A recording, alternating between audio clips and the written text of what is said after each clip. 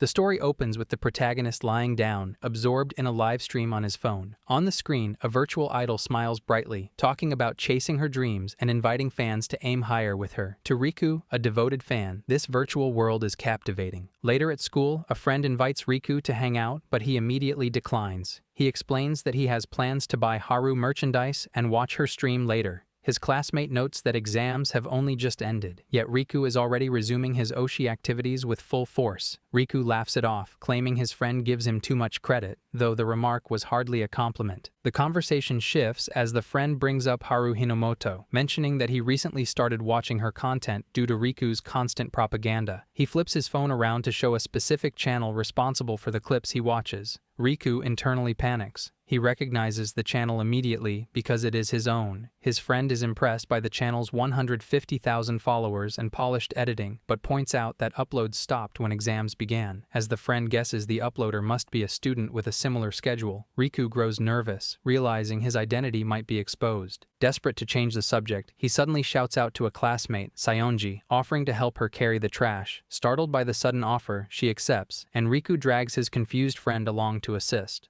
Afterward, he tells Sayonji he will treat her to a drink next time. She finds it strange, pointing out that he was the one who helped her, but she eventually laughs and agrees to see him around campus. On his way home, Riku stops to buy a massive haul of Haru merchandise. Walking away upbeat, remembering he needs detergent, he steps into a drugstore only to spot Sayonji standing in the hair dye aisle. Not wanting to interact while carrying his fan goods, he decides to pretend he hasn't seen her. However, at that exact moment, the strap of his bag snaps, scattering his figurines and merchandise all over the floor. As he scrambles to collect his items, Sayonji approaches and hands him a figurine. She notes the coincidence, and Riku awkwardly admits he was looking away to avoid being seen. Rather than being annoyed, she blushes. True to his word, he treats her to a drink at a nearby park. Breaking the silence, he asks if the hair dye was for her college debut. She becomes defensive at the direct question, but admits he is right, lamenting that he caught her at an embarrassing time. Riku reassures her, stating that she doesn't need to change her image because she is already cute enough. Sayonji smiles at the compliment and returns one of her own. She brings up the original movie presented by the Film Research Club during the Cultural Festival 2 years ago. She asks if he was the one who edited it, confessing that she watched it and thought his work was incredible. She continues the conversation, admitting that while she knows little about screenplays or acting, the film Riku worked on captivated her immediately. She praises his editing, noting that even a graduating senior from the club had complimented his specific ability to time the music for maximum emotional impact. He humbly dismisses the praise, though he secretly feels happy to hear it. Sayonji sighs, confessing her envy. She believes Riku is wonderful because he has talent and a passion he is devoted to, whereas she lacks any real goals. She feels ashamed that she tried to change her image with the hair dye before even finding a direction. To cheer her up, Riku decides to reveal his secret. He shows her his phone, and Sayonji is shocked to see a channel with 150,000 subscribers. He points to the screen, introducing Haru Hinomoto as his absolute Oshian savior during his ups and downs. Even Sayonji, who has no interest in VTubers, recognizes the famous name. Riku insists that Sayonji is actually quite similar to Haru. He pulls out a figurine and explains that before Haru found the virtual world, she also lived aimlessly, without goals. He assures Sayonji that she simply hasn't found her passion yet, so there is no need to rush or force herself to change. Sayonji smiles, realizing he revealed his secret identity just to cheer her up. Riku jokingly suggests that if she wants to return the favor, she should start supporting Haru too, claiming it would create a perpetual cycle of happiness. She laughs, calling him a weirdo, but the mood is noticeably lighter. Suddenly, Riku checks the time and panics. He realizes Haru's live stream is starting soon, and she has promised an important announcement. He hastily says goodbye and sprints toward the station, accidentally leaving the small Haru figurine behind on the park bench. Later, he manages to catch a train and quickly opens the stream on his phone. As it loads, he excitedly speculates about the announcement, hoping for new merchandise, a collaboration, or an original song. However, when the video finally connects, the atmosphere feels wrong. Riku freezes as he notices the live chat going wild, realizing this is not the happy announcement he expected. On the screen, Haru Hinomoto makes her announcement. She will be stopping all activities indefinitely. She apologizes for the sudden news, but insists this is a decision made after much thought, hoping her fans can accept it. Riku freezes, his mind racing with panic. He struggles to process the word indefinitely, terrified that this might actually mean she is quitting forever. Desperate for an explanation, he stares at the screen, needing to hear her reasoning. Suddenly, the train comes to a violent halt, causing the passengers to jolt forward. In the chaos, the phone slips from Riku's hand and hits the floor. Before he can react, the doors slide open, and a wave of passengers rushes into the carriage. Riku scrambles to retrieve his device, but the overwhelming pressure of the crowd pushes him out of the train and onto the platform. As he stands there, disoriented, he catches a final glimpse of Haru's smiling face on the screen before the connection falters. Through his AirPods, he hears her fragmented voice suggest that her fans should find a new Oshi just as the train doors slam shut and the carriage pulls away. The signal cuts completely. Riku collapses onto a nearby bench, devastated. He feels abandoned, muttering to himself and questioning why Haru would leave after promising they would reach new heights together. He begs to hear her voice one last time, believing that as long as she is with him, he can keep going. Miraculously, his Bluetooth headphones reconnect as the stream's signal stabilizes. Haru's voice returns, clarifying her previous statement. She asks her fans not to misunderstand. Her indefinite break is not a retirement. Instead, she is preparing for a massive project called Virtual Sky, a new VTuber office designed to connect the virtual world globally. She explains that she needs this time to prepare so she can make this dream a reality. She encourages her fans to support other creators and find temporary Oshis to keep the world exciting while she is away. Riku listens intently as Haru acknowledges that many other people need support too, urging her fans to help them chase their dreams. Finally, she makes a solemn promise to come home, reminding them that she lives under the same sky as they do. With a final sign-off, the stream ends. Riku slumps back on the bench, his anxiety washing away. He realizes he jumped to the wrong conclusion and that Haru isn't leaving them behind.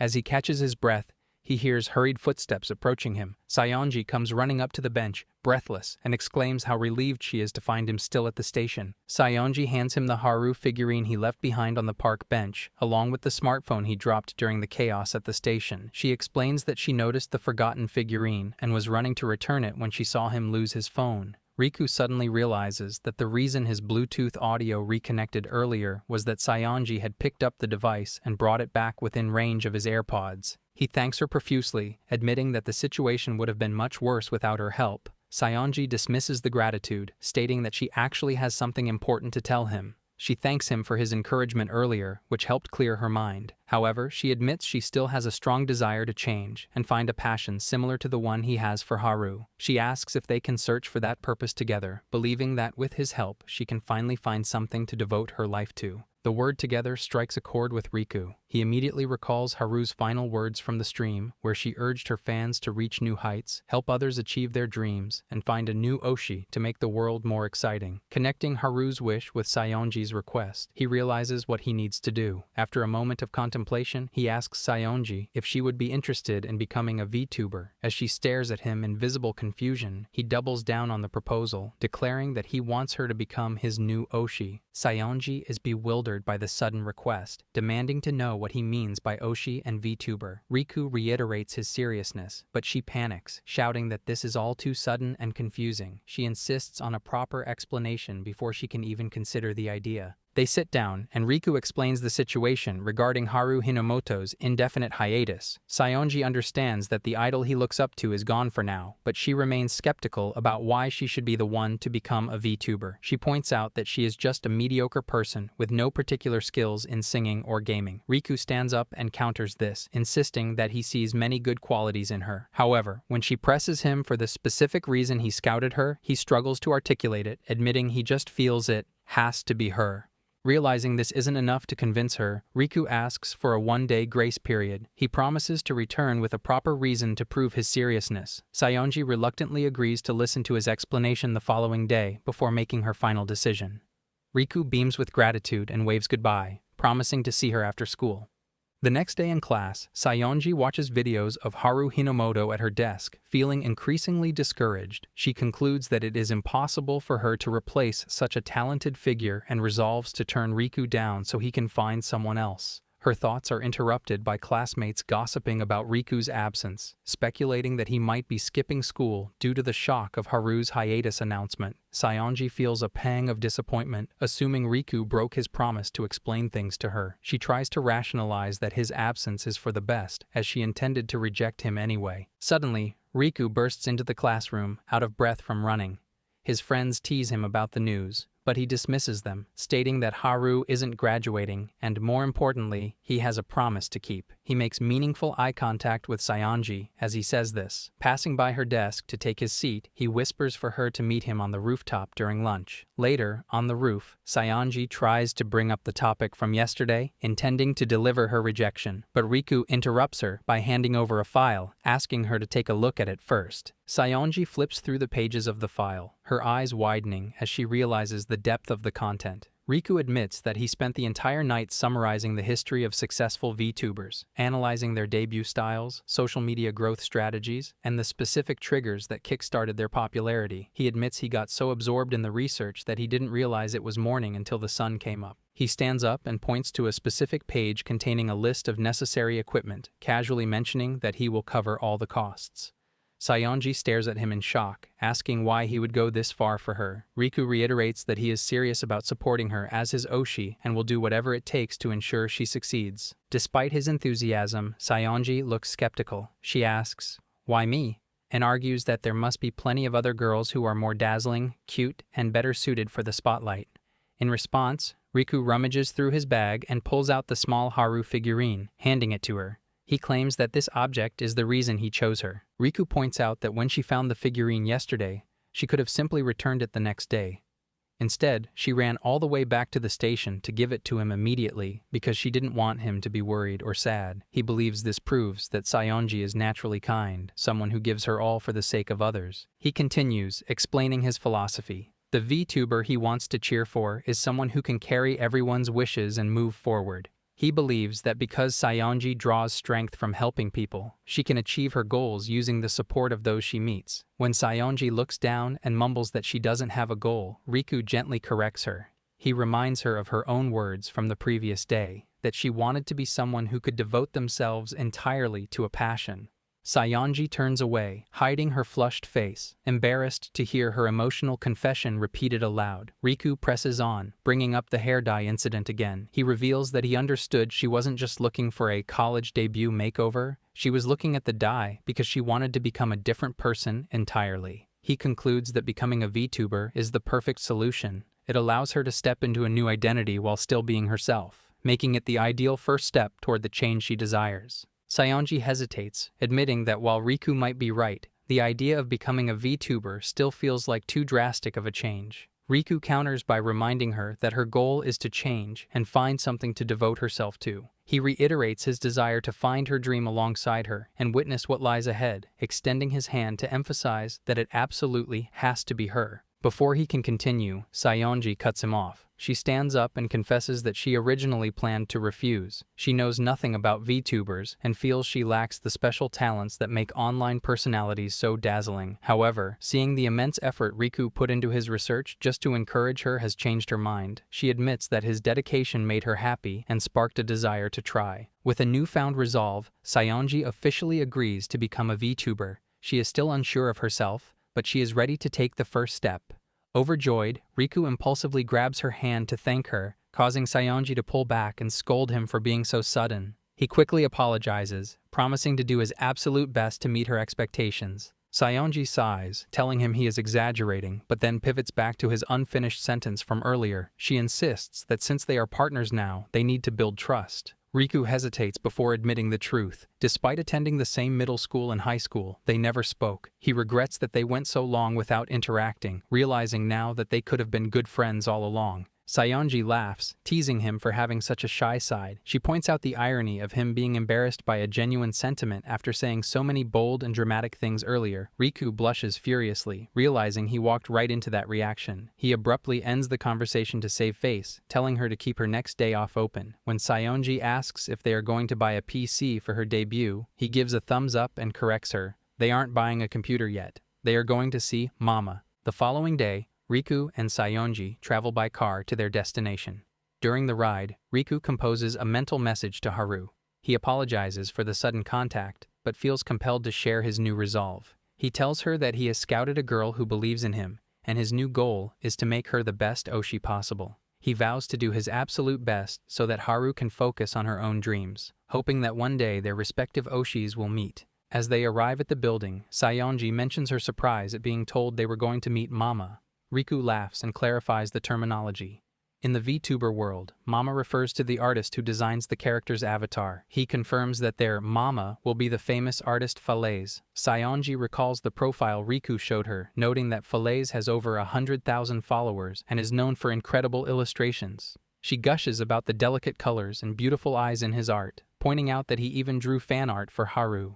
Sayonji asks if it is really okay to commission such a high-profile artist. Riku assures her it is fine, mentioning that he has a personal connection. Sayonji is impressed by his network and admits she is nervous about meeting such a delicate artist. Based on the art style, she imagines Falaise must be an elegant lady. They arrive at apartment 503. Riku announces their arrival, and Sayonji waits with bated breath. The door swings open, but instead of a delicate lady, a massive, muscular man looms over them, greeting them with a casual, "What's up?" Sayonji's imagination shatters instantly. Terrified by his imposing appearance, she trembles and hides behind Riku, wondering if they have the wrong house. Riku greets the man familiarly, confirming that this giant is indeed Falaise. Before Riku can finish the introduction, Falaise places a large hand over Riku's mouth to silence him, realizing they are making a scene in the hallway. He identifies Sayonji and invites them inside to talk business, though his directness only frightens her more. Once inside, Falaise immediately chastises Riku. He points out that Riku obviously failed to warn Sayonji about his appearance, which explains why she is terrified. Riku admits he forgot to mention it. Sayonji, trying to be brave, steps in to defend Riku. Despite her fear, she tells Falaise that she has seen his illustrations on social media. She compliments his surreal design sense and the beautiful way he colors eyes. Falaise softens at the genuine praise, realizing that despite the rough introduction, they are all on the same page. The tension dissipates. They settle down to discuss the division of labor. Falaise will handle the artistic direction and character design, while Riku will manage the video editing and production. Sayonji asks how Riku managed to get in touch with such a high-profile artist, wondering if they are close friends. Riku clarifies that he simply got the contact information through the community. Sayonji is impressed, placing a hand on his shoulder and praising his connections, but Riku suddenly panics. He shouts that otaku are fragile creatures who might die if they get too close to their oshi, insisting that he can't just casually chat with a creator he reveres. Sayonji sighs, realizing her heart raced for nothing, and suggests they get back to the main topic, her VTuber design. She hesitantly asks about the price, worried that a commission from a famous artist will cost a fortune. Falaise waves off her concern. He reveals that he actually has a favor to ask of them. If they accept his request, he will design the avatar for free. Sayonji is suspicious of the condition. Riku, leaning into his skepticism, jokes that Falaise probably wants them to help with some unspeakable underground business. Falaise snaps, threatening to kick Riku into next week if he doesn't apologize immediately. Riku instantly drops to his knees in a perfect apology pose, terrified of the artist's wrath. Falaise accepts the apology and decides to save his request for later, shifting the focus to the character design. Riku mentions he has prepared some samples, but emphasizes that Sayonji's opinion matters most. When Sayonji admits she hasn't decided on a look yet, Riku offers advice. He reminds her that a VTuber avatar is an existence that is not you, but still you. He explains that in the virtual world, she can be anything she wishes, an elf, a robot, or even a guy, and asks if there is anything more fascinating than that freedom. Sayonji smiles, agreeing that it sounds like a dream. After some thought, she tells them the kind of person she wants to be, a more mature version of herself. Falaise asks if she is sure, noting she could choose to be someone completely different. Sayonji explains that while she wants to wear cute, idol-like outfits, she doesn't want to erase who she is. Referencing the hair dye incident, she explains that she wants to make a small change, moving forward step by step to become someone who can fulfill her dreams. Riku and Falaise exchange smiles, impressed by her clear vision. Falaise agrees that in this case, it is best to use Sayonji herself as the base model. Sayonji worries that her ideas are still too vague, but Falaise reassures her. He states that turning vague concepts into reality is exactly his job. He instructs Riku to help out, and together, the three of them begin drafting the plan for her debut. With the agreement settled, the three of them dive into a detailed discussion about the avatar's appearance, They brainstorm every aspect of the design, from the outfit to the facial features. After a while, Falaise finishes the rough sketch and displays it on the screen, asking for Saionji's opinion. Saionji stares at the monitor in amazement. She whispers that this is how she will look as a VTuber. Riku congratulates her, happy to see her reaction. Falaise remains humble, noting that the design is only taking shape to a certain extent, and that the real work starts now. Despite his modesty, Saionji is deeply moved. She expresses how happy it makes her to see her vague thoughts and feelings finally given a concrete form. Turning to Riku, Saionji tries to convey her gratitude. She admits that she has never felt these kinds of emotions before and acknowledges that she is only experiencing them thanks to him. However, as she pours her heart out, she notices that Riku isn't listening. He is staring intently at his smartphone, completely zoning out the conversation. Falaise notices the shift in atmosphere and asks what is wrong.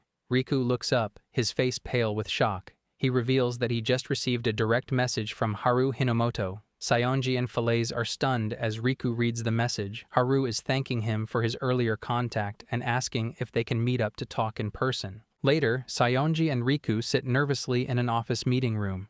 Saionji remarks on the surreal turn of events. They have only just finished their high school graduation ceremony, yet here they are in a high-stakes meeting. She notices that Riku looks like he is on the verge of a breakdown. He repeats his desperate mantra that otakus will die if they get too close to their oshi. While Saionji finds his panic somewhat pathetic, she understands the gravity of the situation. He is about to meet the soul behind the top VTuber he has cheered for all this time. The door opens and a young woman enters, apologizing for the wait. She introduces herself as Hikari Moroboshi, the person behind the avatar, Haru Hinomoto. Saionji is surprised by how normal she appears compared to her dazzling virtual persona. Hikari turns to Riku, confirming his identity as the Clipper who has supported her for so long. Riku is visibly starstruck as she thanks him for his videos. Saionji introduces herself, noting that while Hikari shares Haru's voice, her tone is grounded and distinct from her online character. When Riku tries to address her formally, Hikari cuts him off, insisting he call her by her first name and referring to him affectionately as Riku-kun. The direct interaction is almost too much for him as he looks ready to faint. Saionji takes the lead, asking why they were summoned. Hikari explains that she wanted to meet the duo she read about in Riku's message. A boy determined to make a girl his oshi, and the girl who trusted him enough to become a VTuber. She felt their story aligned perfectly with her new project, Virtual Sky. Hikari speaks passionately about her new agency. She envisions a world where everyone gathers under one sky, connecting dazzling talents with fans, regardless of age or nationality. Saionji is awed by Hikari's serious dedication to her dream. However, Hikari shifts the focus, stating that this vision requires more than just talent, it needs skilled people working behind the scenes. Turning to Riku, she asks him to lend her his strength. Riku is shocked, trying to downplay his skills, but Hikari insists she knows his value. She reminds him of the clip that made her go viral, arguing that his success wasn't just due to editing techniques. She believes his true talent lies in his incredible ability to perceive and highlight a person's inner charm. Hikari elaborates on her request, explaining that Riku never just clipped interesting parts of a stream. Instead, he instinctively identified what made a VTuber charming and selected moments that reflected that specific appeal to the audience. She credits his videos for helping her discover sides of her own charm she hadn't known existed. She expresses her firm belief that if he lends his strength to Virtual Sky, the girls there will shine even brighter. Hearing this, Riku stands up and bows deeply. He apologizes profusely, stating that while he is extremely grateful and honored by her words, he cannot accept the offer. He glances silently at Saionji, his resolve clear. Hikari accepts his rejection with a graceful smile, admitting she had a feeling he would say that. She stands up and places a hand on his shoulder, wishing both Riku and Saionji the best. As a senior VTuber, she promises to cheer them on, encouraging them to fulfill their dreams under the same vast sky. Later, as they walk home, Saionji stops Riku and confronts him. She asks why he turned down Hikari. After all, she is the person behind Haru Hinomoto, his absolute #1 oshi. Riku admits that the offer made him happy, but he refuses to waver from his decision. He reminds Saionji of his promise to support her, declaring that Saionji is now his #1 oshi. Saionji is surprised but smiles, accepting the responsibility and vowing to do her best to live up to that title. Afterward, Saionji visits Falaise to report the news. He is impressed that Riku managed to stand his ground. Saionji admits that hearing Riku call her his number one made her happy and motivated her to work harder for her debut. However, as the conversation pauses, Saionji's expression darkens. Internally, she begins to panic, realizing she doesn't have a grand vision like Hikari does. Her mind is so consumed by the debut that she hasn't thought about her plans at all. She spirals, wondering what she should do to be worthy of being Riku's Oshi. Falaise notices her distress immediately. He tells her to raise her head, understanding that she is worried about her lack of a plan. He advises her that when she feels lost, it is best to get her body moving. He turns to the screen, displaying the finished illustration of her avatar. He suggests they try moving so that she can find the momentum to move forward herself. A week passes, after Saionji was told that he'll explain later. In the present, she waits for Riku when a knock at the door startles her. She assumes it's him, but instead, a cute, porcelain-like girl steps inside. Falaise sits with the quiet young girl in the workroom. Apologizing for the surprise, he introduces her as his niece, Marie Izumi. Saionji notes that the two look nothing alike. When she asks why they are meeting her, Falaise reminds them of the favor he mentioned earlier in exchange for the free commission. Falaise reveals his request. He wants Riku and Saionji to become friends with Marie. He explains that his niece is extremely hushed, quiet, and socially withdrawn, so he believes interacting with others would be good for her. Furthermore, he drops the bombshell that he intends to have Mari work with them as the 2D modeler for the project. Saionji is confused by the term modeler. Suddenly, Riku's voice cuts in from the doorway, launching into a passionate explanation. He describes how drawing a standing image is not the end of the process. A creator is needed to turn the body, move the mouth, and change expressions. He explains that the person who brings life to the illustration is the 2D modeler, affectionately known in the VTuber community as the Papa. Saionji asks when he arrived, but Riku brushes off the question, satisfied with his explanation. Saionji realizes that when Falaise suggested they try moving yesterday, he wasn't just talking about the avatar. He was trying to distract her from her anxiety by introducing her to a new person. She feels touched that Falaise was looking out for her mental well-being. However, looking at the young, silent girl, Saionji finds it bizarre that this child will be her papa. Falaise admits that while he usually handles the rigging himself, he wants to use this commission as a chance for Mari to practice. Riku notes that for Falaise to delegate such a crucial role, he must be confident in her skills.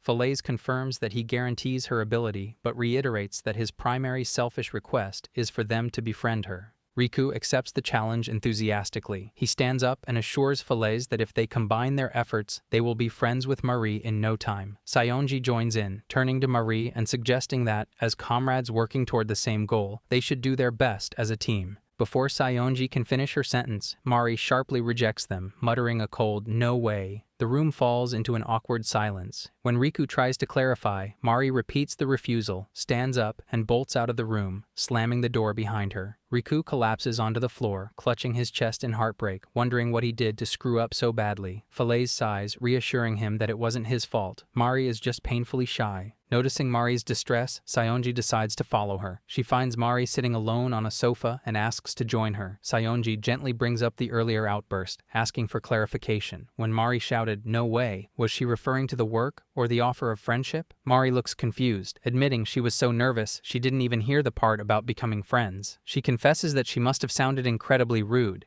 Saionji realizes that Mari was too overwhelmed to listen properly. Mari explains that while the presence of strangers made her anxious, her true fear was the job itself. She explains that her uncle, Falaise, told her about the team she would be working with, a super popular clipper and a world-famous artist. Mari is convinced that with such a high-profile team, the VTuber they create will explode like a supernova. Because this is her first real job, she feels completely unqualified to take on the heavy responsibility of being the papa for such a massive project. Saionji laughs softly, realizing the irony. Mari thinks Saionji is a professional, whereas Saionji knows she is just an amateur with no post-debut plans. Saionji takes Mari's hand and explains that she feels the exact same lack of confidence.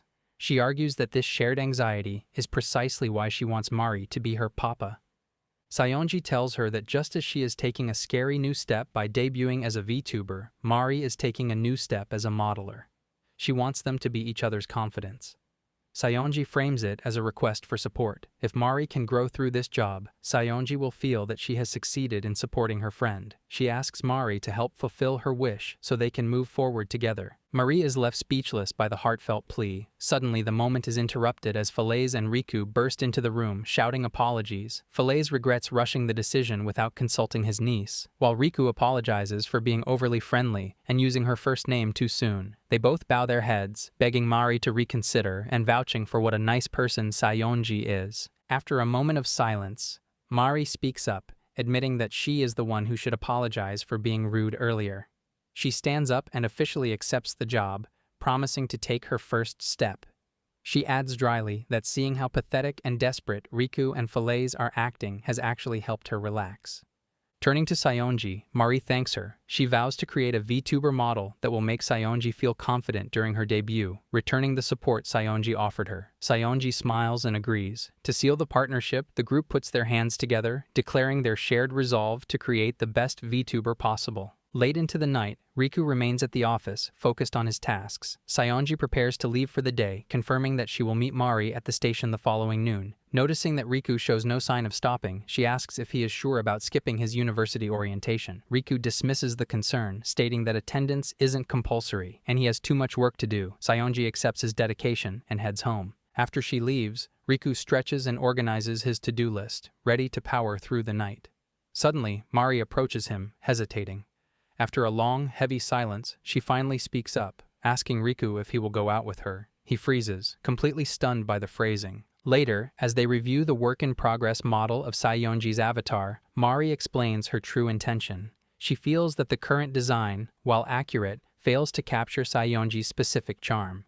Riku agrees, noting that minor movements and expressions are what truly convey emotion, much like how Hikari and Haru share similar mannerisms due to their shared nature. Mari explains that she needs to observe Sayonji's natural expressions to improve the model. She invited Sayonji on an outing, but she fears that if it is just the two of them, Sayonji will be too considerate and polite to truly relax. However, she believes that if Riku is present, Sayonji will show her more natural side.